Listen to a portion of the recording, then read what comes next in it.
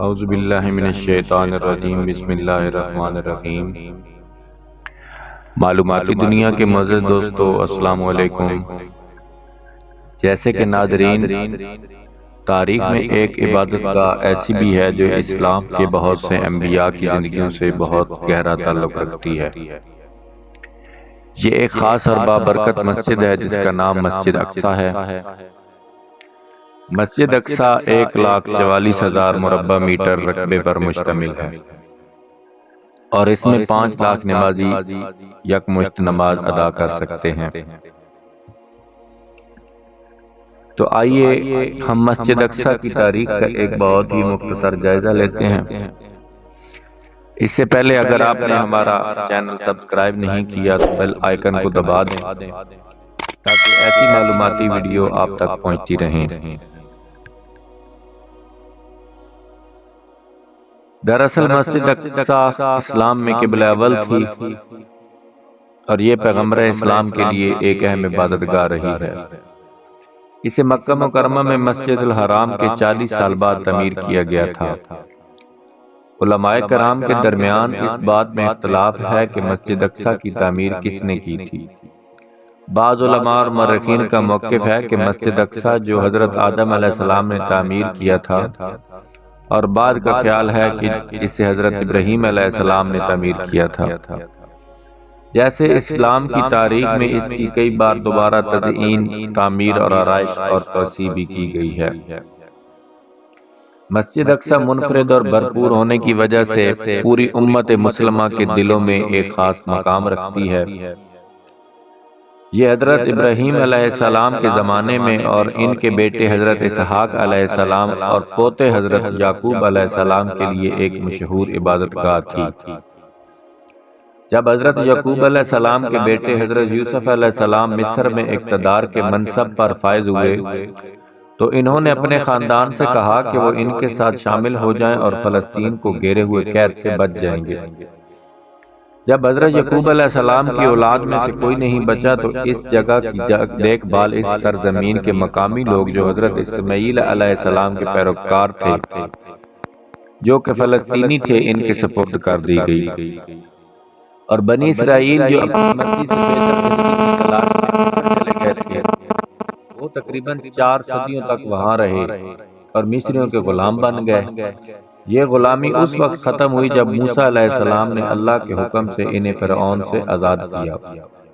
تاہم بنی اسرائیل نے فلسطین واپسی کے اللہ کے احکامات کو ٹھکرایا اور اس طرح انہیں 40 سال تک صحرائے سینا میں رہنے اور گھومنے کا حکم دیا گیا۔ یہ اس وقت ختم ہوا جب ایک نسل نے جنم لیا جس میں حضرت داؤد علیہ السلام شامل تھے، اور حضرت داؤد اپنی نسل کے مومنین کو فلسطین لے گئے۔ حضرت داؤد علیہ السلام نے فلسطین کے ایک حصے میں اپنی سلطنت قائم کی اور یروشلم کو کنٹرول کیا۔ ان کے بیٹے حضرت سلیمان علیہ السلام نے مقامی آبادی کی مدد سے مسجد اقصیٰ کو دوبارہ تعمیر کروایا اور ان کے ساتھ ہی حکمران کا محل تعمیر کیا۔ حضرت سلیمان علیہ السلام کی وفات کے بعد ان کے 2 بیٹوں نے ان کی سلطنت کو آپس میں تقسیم کر لیا اور ہر ایک کا اپنا دارالحکومت تھا۔ یہ سلطنتیں بہت مختصر مدت کے لیے موجود رہیں۔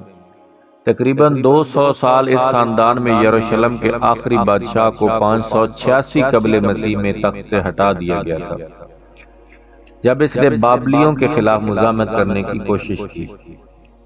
بابلیوں کے یروشلم پر قبضہ کرنے کے کچھ ہی عرصے بعد مسجد اقصیٰ کو دوبارہ پھر شہید کر دیا گیا۔ ناظرین، فارسیوں نے بابلیوں کا تختہ الٹ دیا اور اسی دوران مسجد اقصیٰ کو عبادت گاہ کے طور پر دوبارہ تعمیر کرنے کی کوششوں کی تجدید کی گئی، لیکن اس کے بعد کے عرصے میں متعدد بار ملکیت میں ہاتھ بدلے اور مسجد اقصیٰ کو شہید دوبارہ تعمیر کیا گیا اور پھر دوبارہ شہید کر دیا گیا۔ جب رومی شہنشاہ قسطنطین نے عیسائیت اختیار کر لی، رومیوں اور ان کی سرزمین پر رہنے والے لوگوں کی نظروں میں مسجد اقصیٰ کی کوئی اہمیت نہیں تھی اور نہ ہی اسے حرمت اور عبادت کی جگہ سمجھا جاتا تھا۔ مسجد اقصیٰ کی جگہ کو دراصل وہاں پر رہنے والے لوگوں کے لیے کچرے کا ٹھکانہ لگانے کی جگہ کے طور پر استعمال کیا جا رہا تھا۔ اسی طرح مسجد اقصی اگلے چند سو سال تک قائم رہی، یہاں تک کہ رسول اللہ صلی اللہ تعالی علیہ وآلہ وسلم نے اس مبارک مقام کی روحانیت کو ایک بار پھر زندہ کر دیا، اور آپ کے عظیم ساتھی عمر بن خطاب رضی اللہ تعالی عنہ نے اس شہر کو آزاد کرایا۔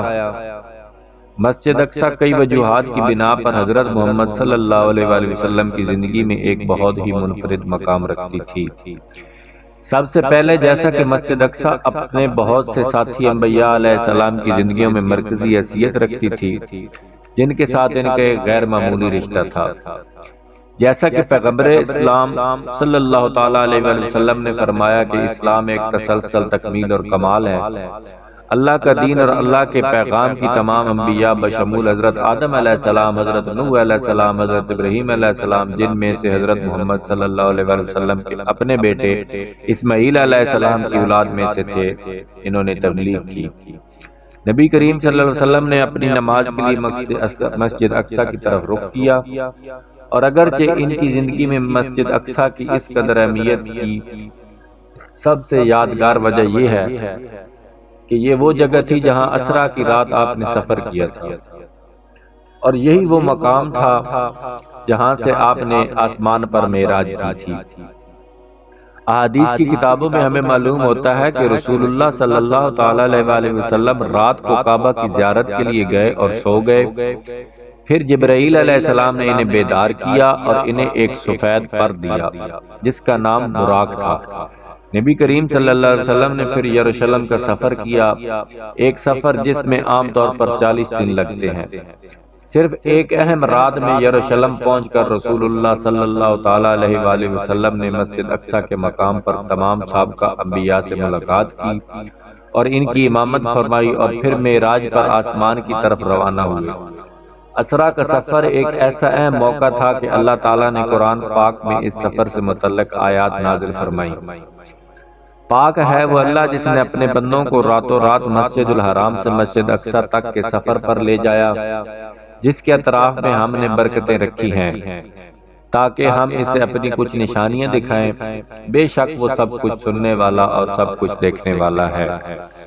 رسول اللہ صلی اللہ تعالیٰ علیہ وآلہ وسلم کی وفات کے بعد اسلام کے دوسرے خلیفہ عمر بن خطاب، جو کہ رسول اللہ صلی اللہ علیہ وسلم کے قریبی ساتھی بھی تھے، 40,000 صحابہ کے ساتھ داخل ہوئے اور یروشلم کو آزاد کرایا۔ جیسا کہ پہلے ذکر کیا گیا تھا کہ مسجد اقصی کا وہ مقام جسے بنجر چھوڑ دیا گیا تھا، عمر بن خطاب نے اپنے ہاتھوں سے کچرے کو ہٹانے اور مسجد اقصی کی تعمیر نو کی ذمہ داری لے لی۔ عیسائی اور یہودی دونوں عمر بن خطاب اور مسلمانوں کی آمد اور ان کی عادلانہ حکومت سے خوش تھے۔ 691 عیسوی میں عبد الملک بن مروان نے اسی چٹان کی چوٹی پر، جسے آج کل ڈوم آف دی راک کے نام سے جانا جاتا ہے، تعمیر کرنا شروع کیا، جس کے بارے میں بعض کا خیال ہے کہ یہ وہ جگہ تھی جہاں سے حضرت محمد صلی اللہ تعالی علیہ وآلہ وسلم نے آسمانوں کی طرف معراج کی تھی۔ تاہم یہ واضح رہے کہ اس پتھر کی اہمیت اس وجہ سے ہے یا نہیں، اس کی اصل اہمیت مسجد اقصی کی حدود میں ہونے کی وجہ سے ہوتی ہے، اور اس وجہ سے یہ مسجد اقصی کا حصہ ہے۔ تو ناظرین، یہ تھی ہماری آج کی ویڈیو۔ امید کرتے ہیں کہ آپ کو یہ ویڈیو ضرور پسند آئی ہوگی۔ انشاءاللہ بہت جلد دوبارہ ملتے ہیں اس ویڈیو کے پارٹ 2 میں، تب تک اپنا خیال رکھیے گا۔ اللہ حافظ۔